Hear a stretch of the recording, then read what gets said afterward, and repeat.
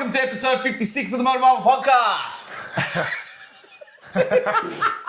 This guy, I have a lot of energy today. Yeah. He can't get on board with it. I think he's had 17 coffees or something. It is Holy the best. Toledo's. It's a great day It is a great day, Sal. because we're doing the podcast. We are doing the podcast and we have some exciting news and I'm very G'd up. Sal's just way up here and I'm just in a mid-level. We love ADD. Yes, It's great. It is great. It is a superpower. it is. Can we start with thanking our sponsors? Let's thank our sponsors. Thanks, Hard Hat Watches, OnlyCars, and obviously Kimbo as well. Yep. And then our partners, Sydney Premium Detailing, Benzin, and 168, Autohaus Hamilton. We've got a lot of partners. All the guys. All the that have guys, helped us. everyone. We love you all. We appreciate all your support. But some good and exciting news. So today we were with a couple of gentlemen that we know very well. We do. And we are planning the next Cars and Coffee. It is in the works. Yep. And I'm excited already. Yep. So I can be excited about that. I'm not on your level yet, but I am You excited. will get on my level, I am so excited. don't worry about that. So yes, Cars and Coffee plan. Mach-E review coming out this week. If you haven't already, go check out Jeff's 1956 Land Rover. That was cool. Which is in the description below. We did a Prize and Joys episode on that, which was fantastic. The Defender review will come out later on. And when this comes out, I'll be picking up the Mustang. I think you will. The Mustang. Not the E, which we had. The Mustang. A Mustang. So very excited Some for cool that. cars we've got in a row here, Sal. Yes. Yeah. And and we do have some exciting things happening over the New Year's break because both of us get a car pretty much exactly the same, just different engines. And we're going to do something fun with that with a review when we're both on holidays because we're going on holidays together. Nick just can't get enough of me. I don't know why I agreed to that. That was a bad decision. I have immediate regrets. Right, it's going to be a great holiday. Immediate regrets. Let's get onto the podcast, guys. Oh, jeez. When you said that, you made me have instant regret. Right. This is absolutely awesome. Super cool. When has Bentley done something like this before? Well, when have they done anything super cool? They haven't done something super cool for a very long time. Agreed. Right? And what they've built is a Bentley Continental rear-wheel drive two-seater. Yeah. So it's Super sport. Nothing in the back. Right? Yeah. So obviously they overlay photos right now. It is awesome. So it's lighter, it's more track focus. Now I don't know how much you will take a Bentley Continental to the track. It's more of a gentleman's car. But that's a sick weekend car. It's a great Grand Tourer. Imagine being like, what do you want to do on the weekend? Let's go for a A drive, very long drive. throw some stuff in the boot, Yep. whatever else.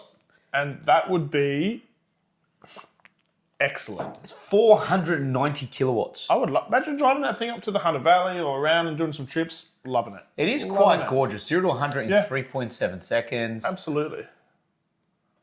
Video's pretty cool as well, obviously. So I reckon I would own one.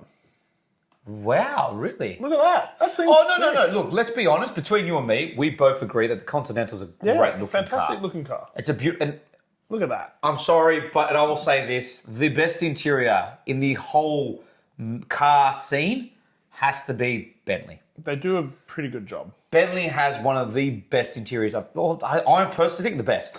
It's just every time you get into Bentley, It feels pretty unique and special. feels beautiful. And I think that for me, when I think Bentley, I always think they've always been one of the probably manufacturers who early on did very unique and custom interiors. Yep. And so I think they've kind of kept to it, even though modernising it, right? Yep. But I think they've kept to a little bit of their roots with making it a little bit unique and different, whilst it's still being... I just love the fact that look at the craftsmanship, the way what I love about Bentley, and what I really love about Bentley is how they mix leathers and colours and stuff. It's not just here's black leather seats. No. Let's combine it with multiple colours, And they have. different textures. Yep. It just looks absolutely You know what I like too? astonishing. Is you see over here how the car's kind of encapsulating you. Yeah, I see what you're saying. It continues from the front dash all It around. kind of curves around Yeah. and makes you feel sort of encapsulated in those two front seats. I like it. That'll be a cool feel inside that car. But it's pretty insane. They've done a lot to this. It's not just they've made it rear-wheel drive. They've upgraded suspension, active anti-roll system, wider rear track, optional. 10 piston calipers, Sal. Yeah. 10 piston I didn't calipers. say- oh, wow. 440 millimeter front discs. I didn't even realize that is ginormous. The largest setup on any production car. Just to give you a comparison, right? Brakes. The Ford Mach-E had 300 and I think 60 millimeter discs out front. And they were huge. And they were big, right? Yeah, they were very large. This has 440 millimeter discs. That is a big disc and 10 piston brake calipers. Well, to be fair, this Thing probably weighs like 3 tons. it probably weighs as much as the Earth itself. Yeah, because it's a Bentley. Yeah, it's probably going to be a heavy boy. Only 500 units will be sold. Yeah. Ordering March 2026. Deliveries early 27, yeah. It's freaking cool. I think it would be sick. Honestly, this is mad. So he was super excited to put this on to the podcast. He's probably not super excited for the next part.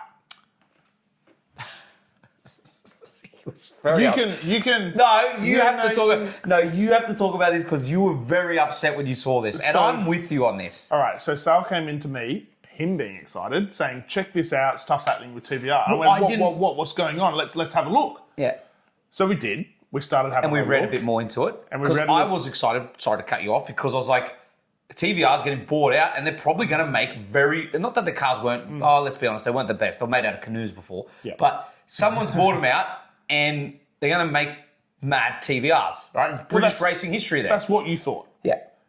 Upon a little further investigation, I clarified with Sal, I don't actually believe you are correct. No. I believe our hopes and dreams for TVR may not be coming true. Well, very short-lived. Yeah, because I think it's been bought out by a electric mod type. Restomod company. Yeah, restomod company, who I believe and presume will be Making it electric. taking these cars with a lot of history and He's trying to hold his tongue. Like right now, he's trying to hold his tongue. and Tell the viewers how electrifying upset. these cars. Just tell them how upset you are. It- It's fine. It sucks. It sucks. Look, again, we've said this multiple times on the podcast. Yeah, it's not our thing. We understand electric cars have their place, and we're not saying anything bad about them. And we understand certain cars have to be. They were born to be electric. Yep. 1000%, and that's okay. Okay with that. This, on the other hand, is an abomination because TVRs were known for ridiculous power, Stupid engines in them. stupid noise, and pretty much a death trap. Yeah. Like, we're a death trap. Yeah. Yeah. I wouldn't say they had a huge amount going for them back in the day, but they were a very unique car and they had a lot of heritage around what they were. Yeah. And to now, anyway, He was super not about it. upset about this and was very angry off camera. He was like, I don't even want to put this on. But I had to put it on because it's still in the news and it's still circulating and everyone wants to hear about it. And yes, so unfortunately they are most probably going to be electric. Yeah. Which we hope they're not. I hope to be proven wrong. It's a resto model. Like, that's what the whole company does that. Yeah. It's probably what we're going to see. So disappointing. Look, maybe we will be, again, potentially surprised and something different will come out. But at this point, no bueno. No bueno. On to the next thing, which is funny. This was pretty hilarious. So, as we know, it was one of the... What was it? What model Land Rover did it sell? So it was a Range Initially- Rover. Yes. So the Range Rover climbed the stairs Yep. at, I don't know where these stairs are in China. So sorry, excuse It's me this that I... Heaven's Gate rock formation at the Tiananmen Mountain. Yeah, Chinese. Right, Chinese in China. Yep. And the Chery tried to do the exact same thing. So As a promotional stunt, they're like, hey, look, we can do it too. we could do exactly what Range Rover did. How do we say this in a very kind and polite way? Yeah, they failed. They epically failed. They Live on camera, Yeah, they- couldn't make it up a set of stairs, and it looks like it just reversed down in, smashed and into the wall. damaged the stairs. Yeah. Apparently it was something to do with they were trying to make an excuse about it. I'm sure they'd have all sorts of nonsense Weather, reasons. Yeah. the driver. Maybe it's not any of those. Yeah. Look, It's a very disappointing... one thing I will give Range Rover and the JLR group, so Jaguar Land Rover, they know how to make proper off-roaders. 100%. They do. It's their bread and butter. They right? honestly do. As we know, they've been doing it since Yeah, God knows when. forever. And the Defender that I have is Oh, I'm absolutely blown away. I love that thing. Well, look, let me be honest. I'm a bit biased because I've loved that thing ever since it came out. And me and my wife both love it. And we desperately want to buy one someday, and we will. We'll get a Defender. Probably the two-door, so the one we have. So the one I do have for review. So the 90. I think it's the best package because it's small. It's not as large. Yeah. And I love the engine in it. The straight six turbo diesel motor is fantastic. Makes good power. It's comfortable. I wouldn't get it with the air suspension. FYI, I would get it with the coils, and now the coil springs only come in the 90. They don't come in the 110, funny enough. Okay. Which means less maintenance down the line. Fair enough. Right? But they're great. I like them. And this, I'm sure, they crushed it. They did Chery, crush it. Not so much. Not so much. Needs to go back to the drawing board and work on their forward driving abilities a little more. So we thought we'd put this up because it's quite funny. It was quite funny. Look, I feel bad for them because you never want a promotional... No, not at all. You never want a promotional stunt or going wrong, but obviously something went wrong here. But to be fair, this has been happening to a lot of Chinese cars.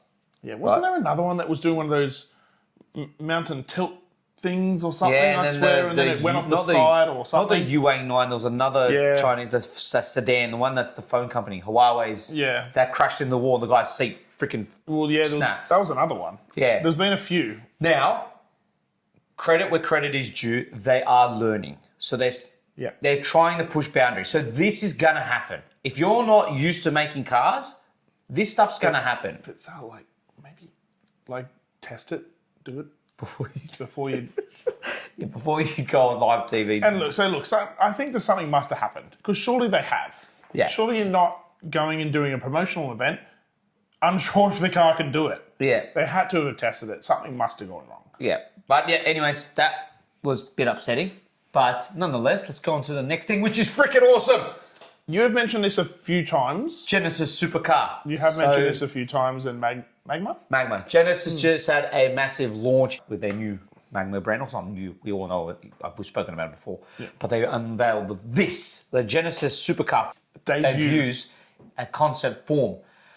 And it is absolutely bloody gorgeous. Oh, man. It's very cool. I've said this multiple times on the podcast. If they're coming up with this, honestly, other brands better watch out. Okay. Because if it's Genesis already are highly... I think they're doing a great job. I would agree with you. Rank them as one of the best at the moment. Yeah. Genesis, I think value for money is really hard to beat, what they're offering to the market.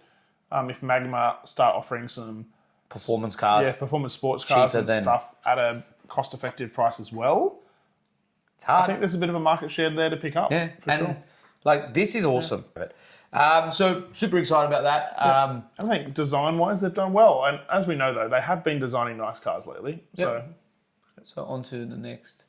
Okay, in Ute news, which this guy does not care much about. You can lead the way. The Navara has finally been released. So excited.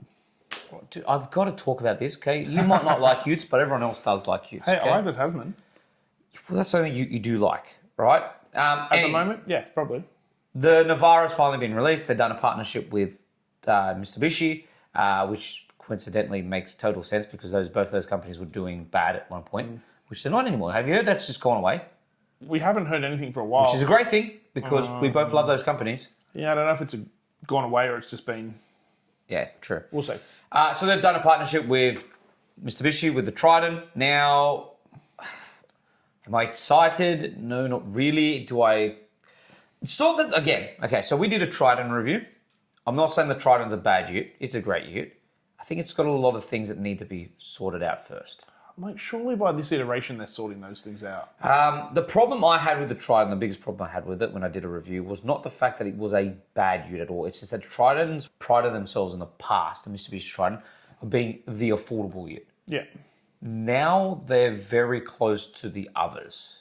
Awfully close. That don't offer as much. Yeah, nor the same amount of power or off-road capabilities. And so the choice becomes hard to pick them over anything else, right? Yeah, and look, the Navara... So what's the point of the partnership here? So I'm putting photos up because it's easy. They share platforms. So all the manufacturers do this, right? So if they Volkswagen and Ford did it. Navara's done it with Mitsubishi. It means you don't have to spend the money to build the car. You just got to do the body. It's a Navara Triton. Correct. Literally, like, it's exactly the same as a Triton, in and out. It's just different face. Right. And you're Cool. not excited at all. Yeah. So This is... it's the same power, same everything. So the only thing that's different is the exterior. Same as what Volkswagen did with Ford. They've done the same thing with Mitsubishi. Good job. So he's still for the Tasman. I don't care. Do you know Hyundai's making a Ute too now? Yeah, probably because they're like the Tasman crushed it. If Hyundai make a Ute and it looks anything like your Santa Fe, Yeah, Santa Fe in Ute form. sign me up. That'd be hectic. That'd be a cool car. That'd be mad. As if you wouldn't buy that over these things. Oh, I'm not. Look, to be fair, and I'm not trying to poo-poo them, but they just don't offer anything for me. No, the Trident and the unique and Navara interesting. aren't. I'm not the biggest fan of. To be fair, personally, I'm not. I'm not saying they're bad cars again. I'm not saying they're bad cars. I'm not saying either. Not massive fans of.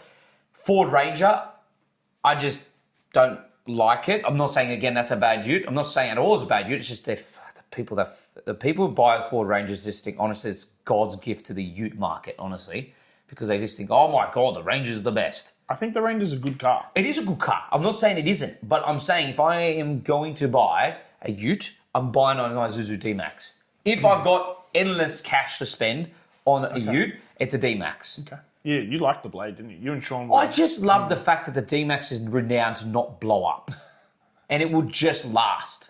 And to be fair, they're a really nice looking car. They're a really nice looking Ute. And when really when you have put a bull bar on them and you lift them, they can look aggressive and Compared to mean. this, I look at this and that looks boring as that shit to me, dude. Yeah, well, I'm sorry, like it's not. I'm sure it's not a bad car. Yeah. But you look at the Tasman, I think it's got more appeal. You look at the Ranger, I think has more appeal. You look at the Isuzu, it has more appeal. And I'm not going to mention the new Hilux because that absolutely looks hideous. Well, yeah, well, so yeah.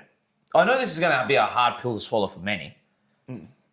Even though the Tasman is like polarizing for a lot and it makes people's eyes hurt, I would much rather prefer the Tasman Oh, here we go. over the Hilux. Oh, That new Hilux front end just... a big No, crossover. the new Hilux front end, I don't know. It looks weird, man. Someone did like an LDV van and then chopped the front off and molded it. And it looks the same. Like, I don't know what they're thinking with that. Like, it infuriates me because the previous Hilux looked good. Yep. Just modernize it. Make it a little bit different. You didn't have to do much. No. And the biggest thing that I hate is the fact that the new Hilux is exactly the same underneath the predecessor. They haven't changed anything except for exterior and interior. Where Ford, credit where credit's due, when they made the new Ranger, completely changed the Ranger altogether. Different engines, different this, different that. Yeah. So anyways, You get sidetracked on Utes. off on this because Nick's not too excited. And Nick's not too excited about this either. Tell everyone why you're not too excited about the Cayenne. There's a lot of things I'm not excited about today, isn't it? No, Maybe no. that's why I came into this podcast not hugely excited and you came in here excited. Because you love EVs. No, shut And up. we're talking about a lot of Shut EVs up. today. Shut up. Because we've got another EV sale. You just don't have high energy. I have to bring the energy so everyone can watch. I think my energy is fine, mate. Nah, it's poo-poo. Oh, okay. All right, tell me why you think this is poo-poo. I just don't care. Just nobody cares. Like, do you want to? I want an honest opinion on the Cayenne. Yeah, do you want it? Would you buy it? Go. No, would you buy it? Hell no. Exactly. I'm sorry. I don't care about it. I'm sorry. I love Porsche. We both love Porsche, But a lot. I was mid about the Macan in EV. I'm not impressed with the Cayenne. Although, to be fair, a lot of people have driven the Macan EV, the new one, and say it's a fantastic vehicle. Yeah. I still don't think it's really going to sell that well. But even then, the Macan makes a little more sense to me To be electric. to be electric. This doesn't. This doesn't. And you know what I don't What- understand with You're this going to is be able to tow and do all the stuff you this need is to the with a Cayenne. fastest production Porsche in existence. Yeah, and it's an electric. It makes over 1,000 horsepower, and it's not even a 911.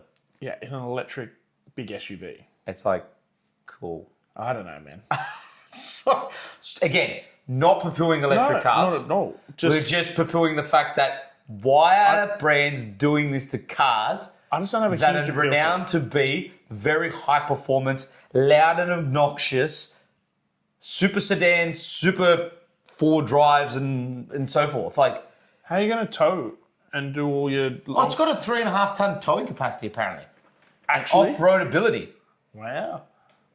That's what it says. That's impressive. It'll get you probably 300 kilometers before it runs out of charge. No, so there's a cool thing about it. Apparently it has rapid charge. It's a wireless charging car. So you... Yeah, no, I'm not kidding. Sure. You drive the new Cayenne over a pad. This is what I love. Okay, hold up, guys. Sure. Ready? Yeah, I'm listening. You drive it over a pad.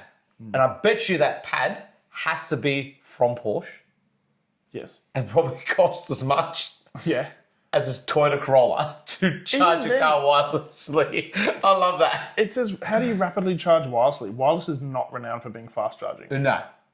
Look, I'm just very skeptical that if this car's going to be... Look, all that sounds great.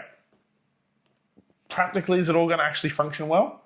I guess we'll find out. But I just love the fact that they said it wirelessly charges because I know for a fact that wireless charging pad is going to be an optional extra. Yeah, and you're going to have to plug it in anyway. Yep. So let's just do the numbers, right? I've done the numbers before, right?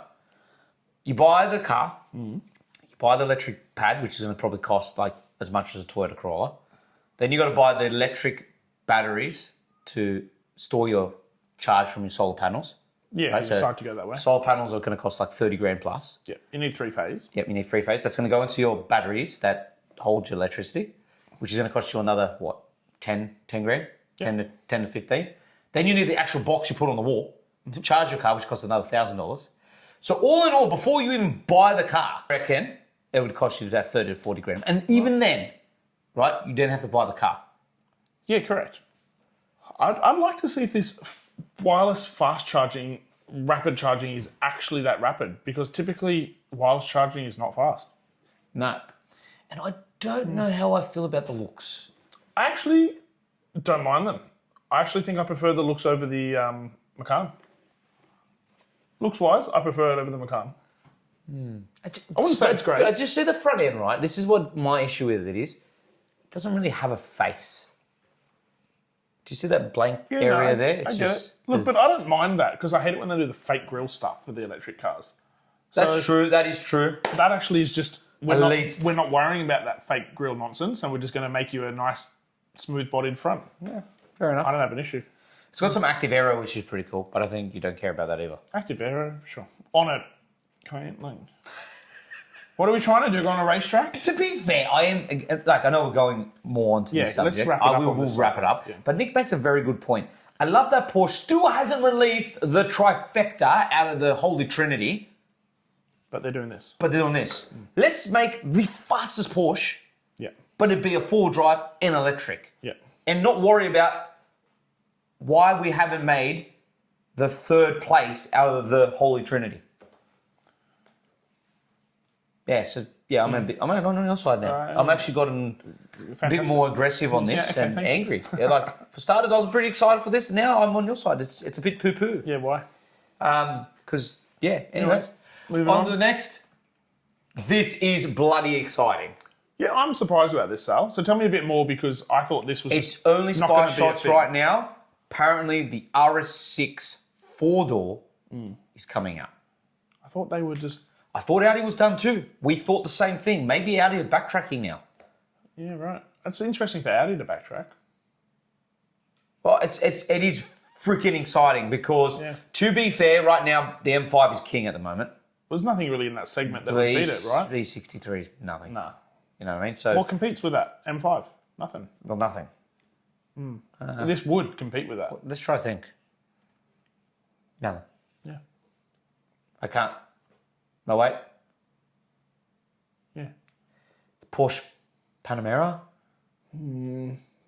Maybe. Yeah, kind of, I guess. It's that kind of segment, I guess. It's not really a direct, but it's kind of a... No, the M5 is pretty much king. So this is pretty cool. I think this is mad. Yep. So yeah, there's only spy shots right now, guys. So we've got nothing else. I mean, it looks pretty boring on spy shots. Hopefully we see a little bit more interesting oomph and stuff from it when we get some more details. But anyway, don't know a lot about that. Let's move on. Last one. Next gen GR Corolla gets even more power, but loses the 3-cylinder and gets even bigger. It gets a 2-litre, 4-cylinder petrol motor. They must have found the 1.6 a little underperforming, so. Which I love. Toyota's just like, you know what? Bigger engine. Well, I mean, they've got all the engines. Why not? Yeah, And it's not that the Corolla can't fit one. It's not a small car. We're not talking Yaris. We're talking Corolla size. It can fit a 2-litre pretty easily. So the new 2-litre 4-cylinder producing 400 horsepower. Yep. That's a lot. Yeah. It is a lot of horses in an engine. That is good to know. Thank you. Yeah, I appreciate it. That is quite cool. Yeah. And we are all for that. But that's about it for this week's episode. Thank you so much for watching. Don't forget to like and subscribe. And again, if you haven't, go check out our Instagram and our TikTok and all our other videos on our YouTube channel. Yep. And stay tuned for the next Cars and Coffee event. Yeah, we are excited. We're getting more and more sponsors and more traction with every on sale. So I'm excited for the next one because I think it'll be even bigger and better than usual. 100%. We'll catch you soon, guys. See ya.